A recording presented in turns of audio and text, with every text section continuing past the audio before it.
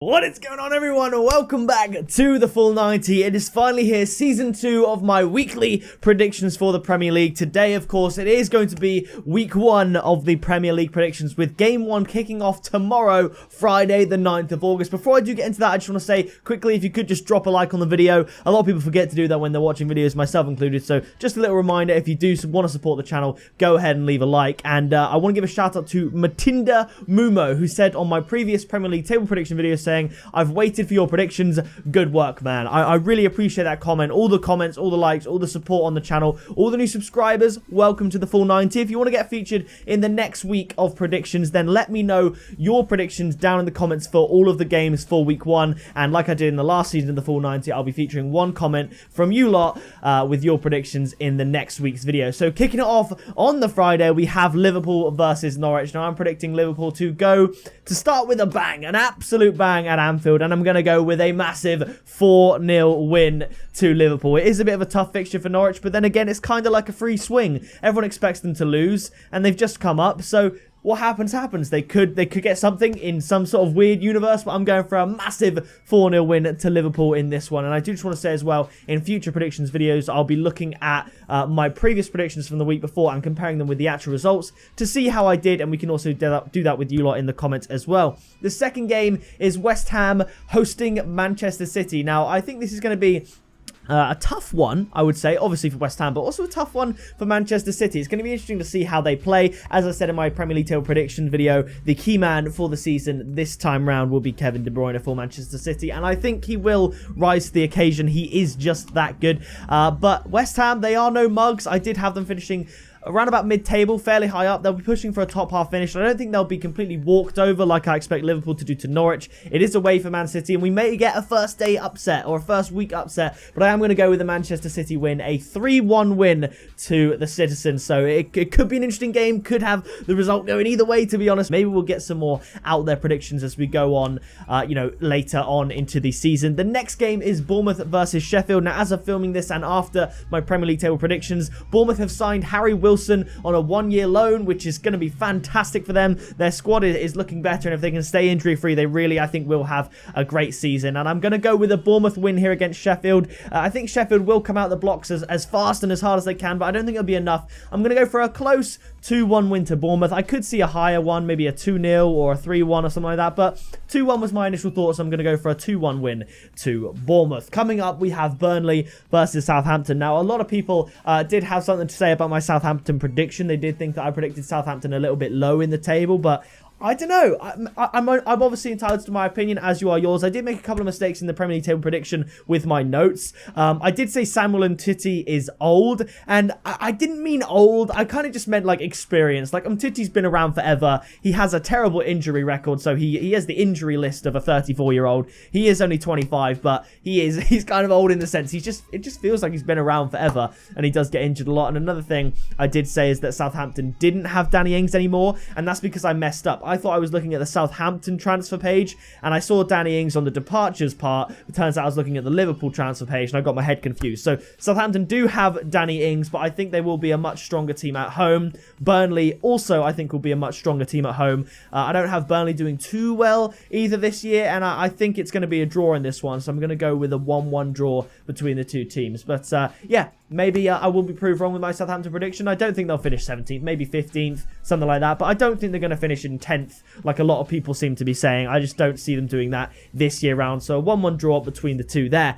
The next game, Crystal Palace versus Everton. Now, to my knowledge, Crystal Palace have still got Wilfried Zaha. It's currently the 7th of August at the time of recording, and I think they still have Wilfried Zaha, which would be pretty good for them. Apologies if I'm wrong, but Everton are looking really, really good. They made some good signings. They've got Moise Kean, obviously, from Juventus, and he has actually scored more goals in his... I think he scored 11 goals in his first 35 games as a professional sort of first-team adult player at the age of 19, which is more than Messi and more than Ronaldo did at his age. I think I saw that somewhere. So he could be, obviously, he could be, way overhyped and not live up to the potential of Messi and Ronaldo. And do I think he's as good as Messi and Ronaldo? No. Do I think he'll live up to their potential? No. But it is interesting to see the stats. He is only 19. He's got a lot of growth in him. I think Everton are going to be looking very, very strong this year. I'm going to go for an away win to Everton, 2-1 against Crystal Palace. And obviously we saw from last season that Crystal Palace's home form was not as good as their away form. funnily enough. And obviously Everton, their home form was very, very solid. But I think Everton can just about do enough to go away here and get the 2-1 win. The next fixture is Watford versus Brighton. Now, Watford,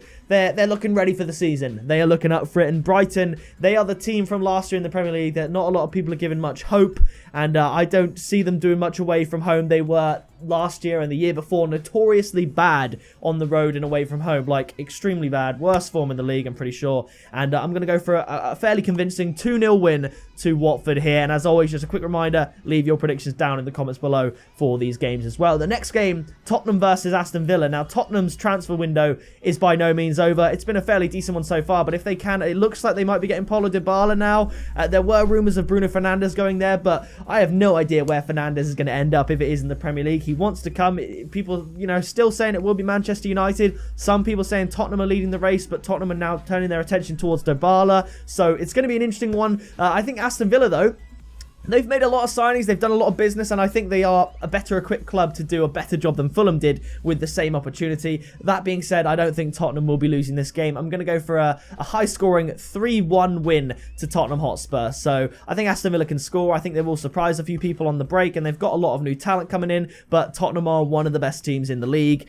So I'm going to go for a 3-1 win to Tottenham there. Coming up after that, we have Leicester against Wolves. Now, I think Wolves are going to be a force to be reckoned with at home. But I think Leicester, likewise, are also going to be tough at home. I don't know, really. Obviously, Leicester have now lost Harry Maguire officially. That wasn't official in my previous video. And Wolves have made a couple of decent signings. They're looking solid, but I really don't know on this one, actually. I'm going to change it, actually. I originally had 2-1 to Leicester. I'm going to change it to 2-2. Now, you might think this is a little bit weird because Leicester, certainly towards the start of last season, typically had very few goals in their games. Under 2.5 goals looked like a solid sort of bet for Leicester. And the same with Wolves. They got a lot of 1-0 wins, stuff like that. But if I'm not mistaken, I'm pretty sure Leicester and Wolves played out like a 3-3 draw or something crazy like that. Let me have a little look real quick and just see. So it's Leicester versus Wolves. Let's see what the result was. It was pretty mad. It wasn't 3-3. It was 4-3 to Wolves. So I'm going to go for a high-scoring one, and I'm going to go for a 2-2 draw because I do think Wolves are really good. And I do think Leicester are really good. It's going to be really interesting to see how these two teams play.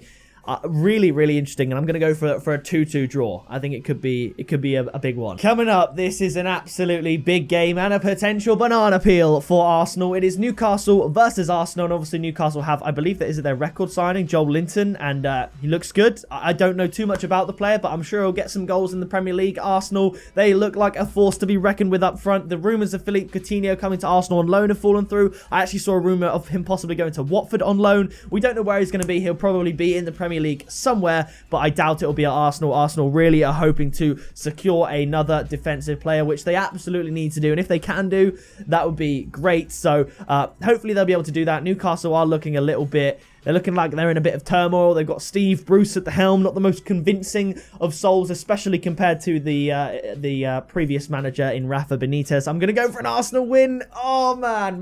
Newcastle away for Arsenal is not going to be an easy fixture by any means, but they have got a cracking up-front force, and they should beat Newcastle, but it's going to be close. I'm going to go for a 2-1 win to Arsenal, but that is going to be a tough one. The next game, the big one, the game of the week, you could say, Manchester United versus Chelsea. Now, United have had, at the moment, not the best transfer window, not the one they were hoping for. Like I said, at the moment, I still don't know if they're going to bolster up their midfield with the likes of Bruno Fernandes. I think Christian Eriksen was strongly linked to Manchester United, but he's now interested in going to Real Madrid, if anywhere at all. So I'm very intrigued as to how Manchester United will play, and I think they will do all right. They've got a much stronger back line, obviously. They've got Aaron Wan-Bissaka and Harry Maguire. Basically, at this point, their two biggest transfers, and they really do sort out that back line. They've kept De Gea in goal, which is great for them. And Chelsea, on the other hand, obviously, they've lost Eden Hazard, but they are a decent team.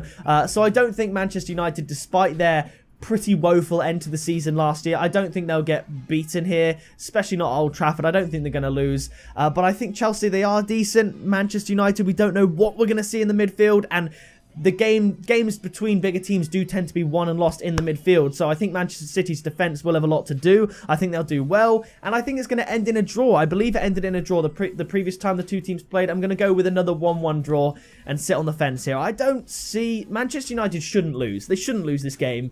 Wouldn't surprise me if they did in a way, but then again, they could win 2-0. So I'm going to go for a 1-1 draw here. So that's going to do it for my week 1 predictions of the 2019-2020 Premier League season. As always, leave yours down in the comments. I'll be picking one of you to shout you out in the week 2 video, which will be out in a week's time. I'm excited for the games. Leave a like on the video if you are. Subscribe today. Turn on the bell. We're on our way to 5,000 subscribers. And I will see you in the next video very soon.